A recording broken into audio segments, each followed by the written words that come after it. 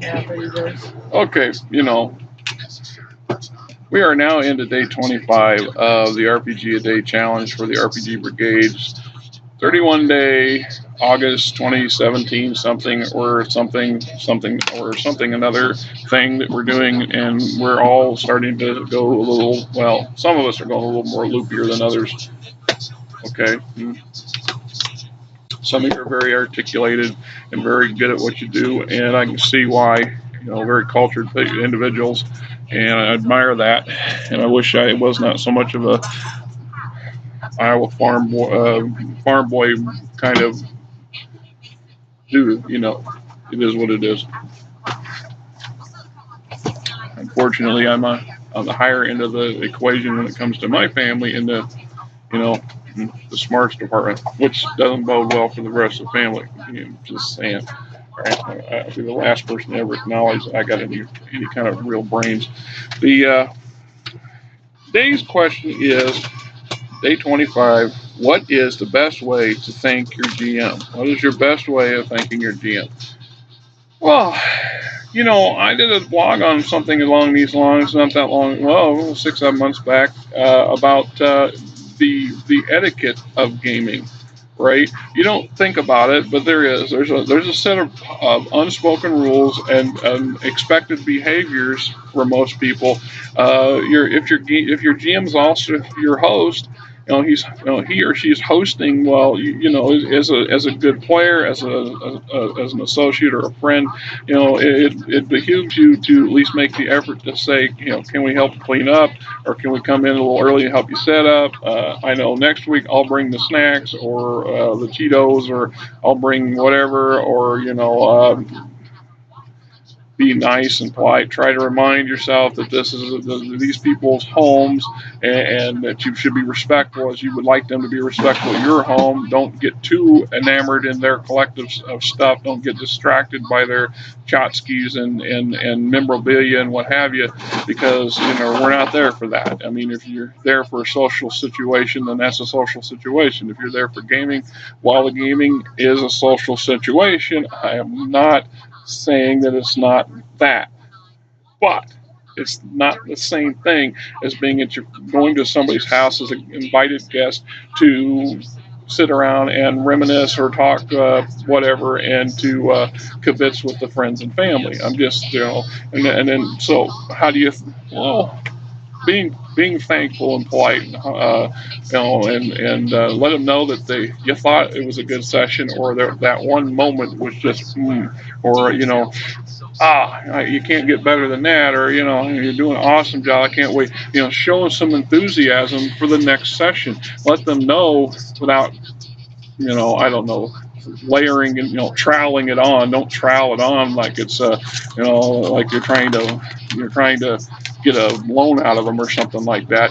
But let them know that you are looking forward to the next session, that you enjoy what's going on, and just like if you're having problems and you don't particularly like what's going on, or the style, or where this thing's going, or if it's became too bland or it's becoming boring or whatever, don't hesitate to be polite about telling them out of the game.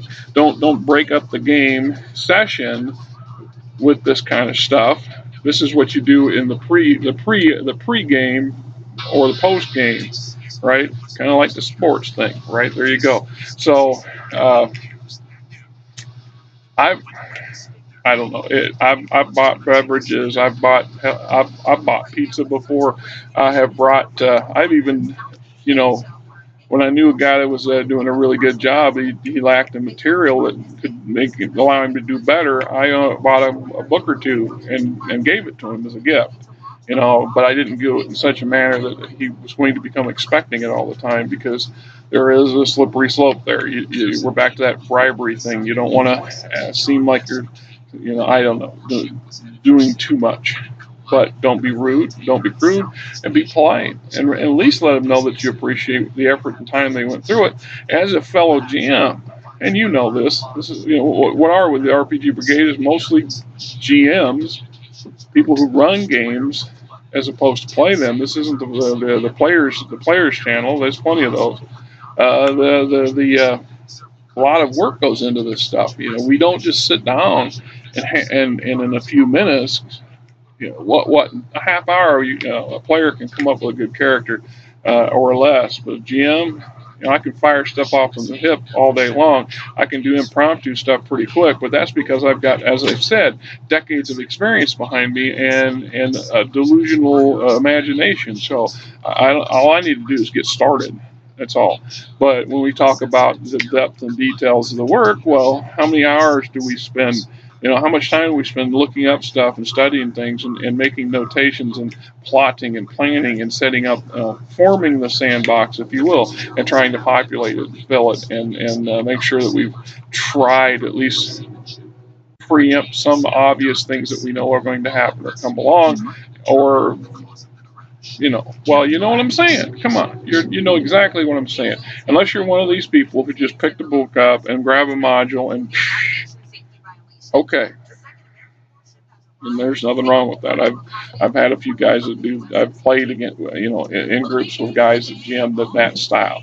But for a lot of us, we crave that development creativity section. We want that ability to take the core book and the rules and the world that they present, or and modify it to our desires, or create a world entirely from scratch from our own imaginations and using their set of rules and NPCs and monsters and so on to populate it. So all that takes time, and so your GM has done a lot of work as at some point or another.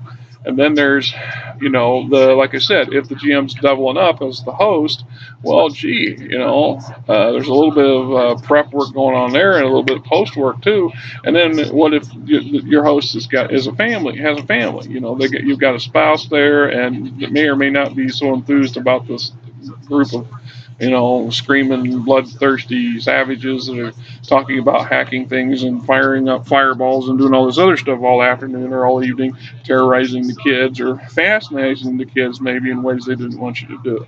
So you have to be mindful, I think, of the bigger picture sometimes. And then, as as I talked about in etiquette, and others agree with me on this subject, spread the love. So if you're not going to run, maybe you can host. You can invite everybody to your house once a month and then go to somebody else's house once a month. Not only does it give you a change to spread out and get around, but it makes sure that it just seems it's fair. It's a little more fair that way. Sometimes you don't have the luxury of doing that, or the situation just doesn't allow itself for that.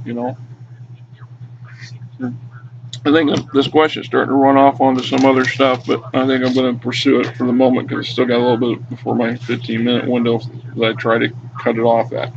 A long time ago, I belonged to a club called the RPG.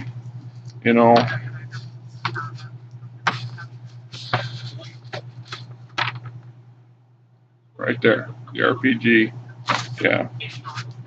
RPG Role Playing Game Association Network. Thomas S. Robertson, Membership Director for the RPGA Network. I have my little token thing here. This is what used to actually be in a frame on the wall for a long time. We found this the other day amongst all the stuff that we were digging out. Also found my diploma and stuff, my college diploma and paperwork and things in that attic too that we thought I wasn't sure ever going to see again. But I belonged to the RPG, and they got this Polyhedron as a magazine that they put out quarterly, or either monthly or quarterly. I don't remember. I got a lot of them. Right, it's like Dragon, just smaller, and this had a lot of good stuff in it on being a good host and being a GM and being the humble player, the stuff that goes with being a member of a club, and that's what they viewed it as. I'm not sure the RPG is even around anymore. I'm guessing it is, although I haven't seen any references to it in some time. I haven't gone looking for it either, to be honest. I haven't Googled. Maybe that's something I'll do here pretty shortly. The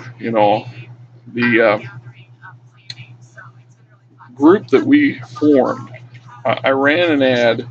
I was between groups of my own, and I didn't have any players. and it had been some time. So I ran an ad in the back of this magazine, the Polyhedron, looking for like-minded individuals in the Des Moines area, and a few responded, and then over time, we had about a dozen people, and so we formed a chapter for the RPG a network and RPGA network. Sounds like a golfing professional golfing outfit, right?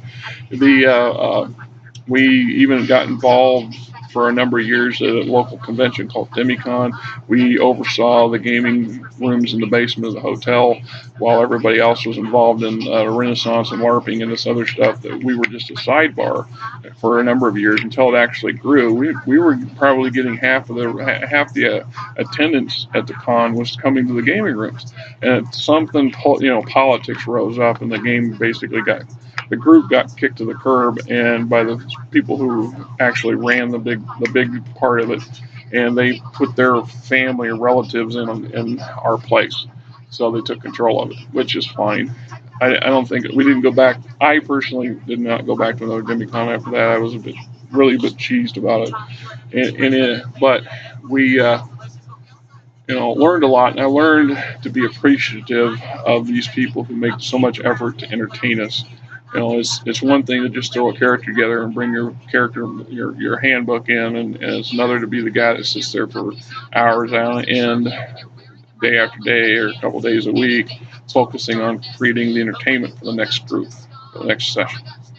And as that guy, and have done predominantly that stuff, I understand exactly the amount of work that we go to, and the links sometimes we go to, and it goes to that hand in hand with that dark side of the hobby. There's a number of blogs on that. Like I said, blogging. Do a search on YouTube about the dark side of the hobby, and you'll see there's a lot of isolation and solitude, and we almost like that mad wizard scientist guy in a secluded room high up in the tower in the dark with all of our dusty tomes, concocting the next big thing. So keep that in mind. Another way to thank somebody is to give them that spontaneous call or text once in a while. Just hey Joe, how you doing? I had a great time last week or 2 weeks back. I really liked how such and such happened, or how when you came up with that. I didn't expect it to come, or when Fred over there did what he did and tried to climb that wall upside down. You know what I mean? And just doesn't have to be a lot. Just to remind them that you're still there, and you're still thinking, and you're still looking forward to the next session. So there you go. There's my response to question 25. What is the best way to thank your DM? Oh, and good hard cash. Can't go wrong with a good hard cash donation, right?